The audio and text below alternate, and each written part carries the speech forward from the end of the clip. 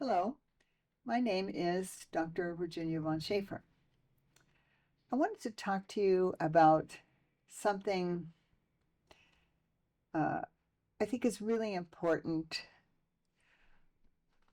to healing, regardless of whether you have cancer or any kind of problem, really. Um, and of course, it's very much an issue for cancer patients in terms of maintaining positive thinking about having a life beyond their cancer. I can remember at my parents' house in the day, they had a little bookshelf, and there was one book that I always remember being interested in. It was called The Power of Positive Thinking by Norman Vincent Peale. And it's an old book, and it basically does talk about how the way you think about things helps create your outcome. Then, of course, probably a lot of you are familiar with Louise Hay, who wrote many things about um, the way we store our emotions in different body parts, and if there are unresolved conflicts, that it can help to create an energetic void and bring on a cancer in a certain part. I remember the most one that sticks to my mind is the breast cancer is created by unrest in the nest. Okay. So there are a lot of people who promote meditation and the power of positive thinking even today. And a long time ago, when I was a student of surgery, I came across something in the second chapter of Dr. Thomas Shire's textbook on surgery. And I thought it was really profound and brilliant because it impacts how patients survive trauma and other, terrible wounds. Because there's a certain set of pathways of cellular reactions in biochemistry that are triggered by trauma and wounding. And they're called eicosanoids, and they're a certain kind of essential fatty acid that lives or is present only for about 1/9,000th of a second. Yet the secretion of these essential fatty acids can go on to trigger many cascades of biochemical reactions in our bodies that either lead to cellular warfare and defense and end up in a vasoconstrictor called arachidonic acid, or peacetime regrowth and repair that ends in something called gamma-linoleic acid. Well, of course, at that time I was thinking about surgery because I was a student of surgery and I became a surgeon. And I really didn't have a way to apply thinking about that at the time. But after my spinal cord injury and I kind of put down the knife and I was not an operating surgeon anymore, I started thinking about what happens to people in everyday life when they're worried and they're afraid and traumatized or having problems they cannot solve or really just threatened and fearful. And it dawned on me that this is what we all struggle with, and you don't have to be a trauma patient. You can just be walking and talking and living your life. Because the expression of fear, it freezes us, it wastes energy very often, and even though we need cellular warfare and defense, to help our immune system fight infection and other wound healing, all these issues, we need peacetime regrowth and repair. So I envisioned this as a triangle with the icosanoids at the top, and then the two limbs of the triangle going down were either cellular warfare and defense or peacetime regrowth and repair.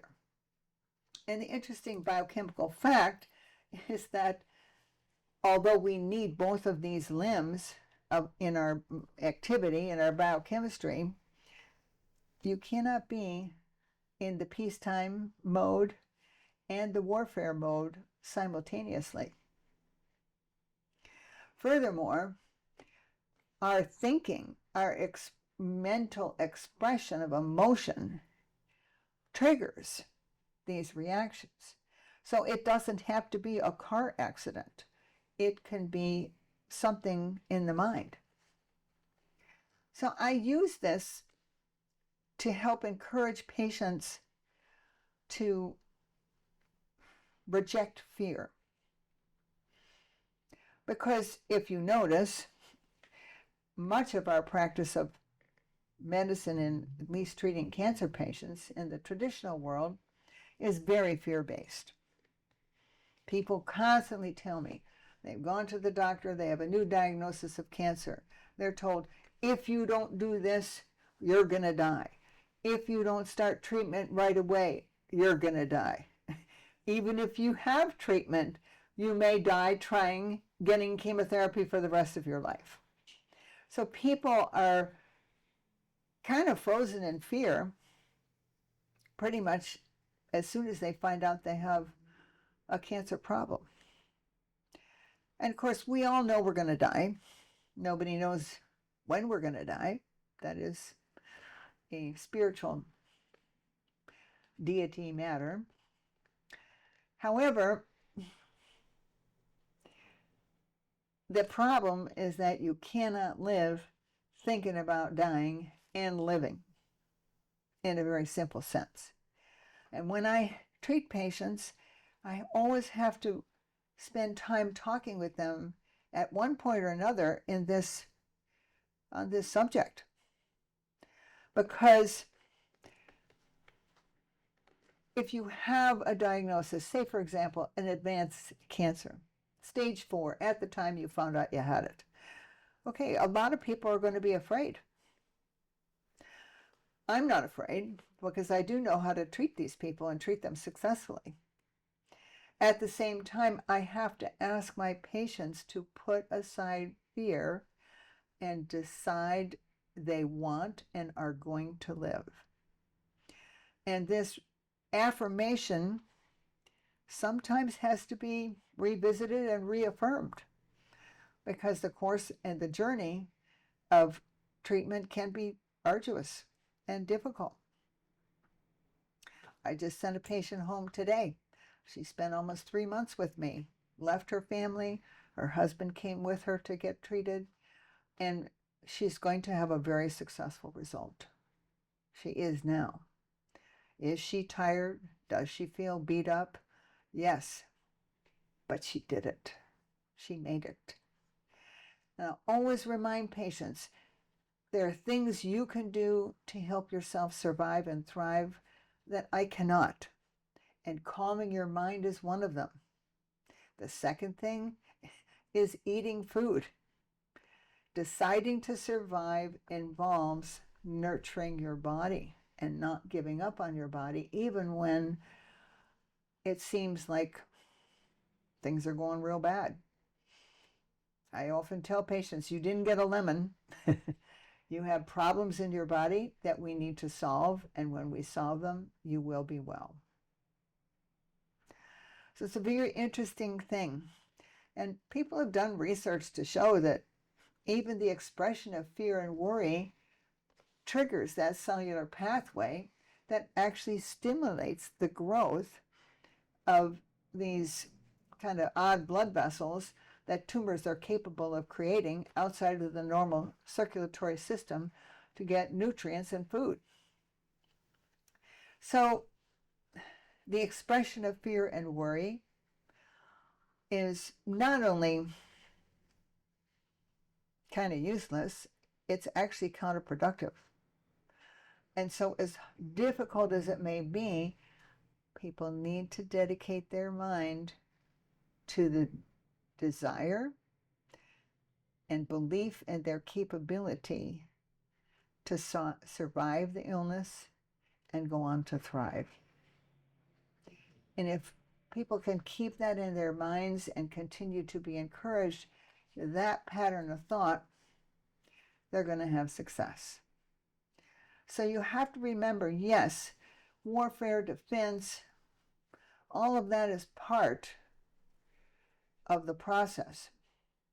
However, you have to give yourself time for peace, regrowth, and repair. And of course, there's simple things that metabolically can be done to help people kind of push themselves over into that limb of peacetime, regrowth, and repair, in terms of not only meditation and, thinking and in a higher level, but even hormonally. There are many little tools and tricks that we have that can help us, and I can offer to people to help them. So I encourage you, anyone who is encountering difficulty in their bodies, to hold on to that thought, is that you have the power to regrow and repair. And when you see patients, as I have, where they've been very, very sick, and then they finish their treatment, and eventually they do well. Another kind of really inspiring fact is that your cell cycling and regrowth and repair goes in blocks of time, 5 to 120 days. So when you have an illness, say, for example, cancer, and you have arduous treatment, it's always important to remember that that healing and recovery and renewal of your body is going to progress in cycles of 4 months of time. And that's an interesting fact. I try to remind patients, and I'll tell you, share it with you now. The you that's sitting here listening to this or watching this video is not going to be the same you that will be present 120 days from now. In fact, pretty much all of your cells are dying and being replaced continually during that period of time. So I always ask patients to imagine, well, whoever you are here sitting in front of me today, you have the opportunity to make new you, and pretty much some brain cells, some long bone cells may still be there, but most everything is going to die and be replaced. And so that helps us to see and inspire us to think, well, if I change something today and I take good care of my body, I am going to see the difference in the new me that naturally evolves over that period of time. So regeneration, regrowth, and repair is inherent in the system of this miracle of a body that we are given to live in. So I hope this helps you think through your condition or situation, whatever it may be, and inspire you to have faith that your body will recover. Thank you.